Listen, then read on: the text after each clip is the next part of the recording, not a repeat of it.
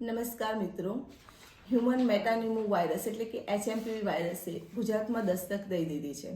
ત્યારે આ વાયરસથી બચવા માટે આપણે શું કરવું જોઈએ એ વિશે હું આપને જણાવીશ.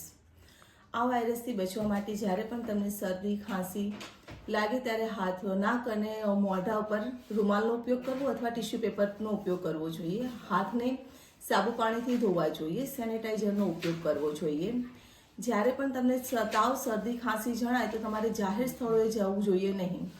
ભીડવાળી જગ્યાઓથી અને બીજા લોકોથી સંપર્ક મર્યાદિત કરવો જોઈએ. તમારે આ વાયરસ ના આવે એના માટે પૌષ્ટિક આહારનો ઉપયોગ કરવો જોઈએ. વધુ પડતા પાણીનો ઉપયોગ કરવો જોઈએ અને પોતાની ઇમ્યુનિટીને ડેવલપ કરવા માટે પૂરતી ઊંઘ લેવી જોઈએ.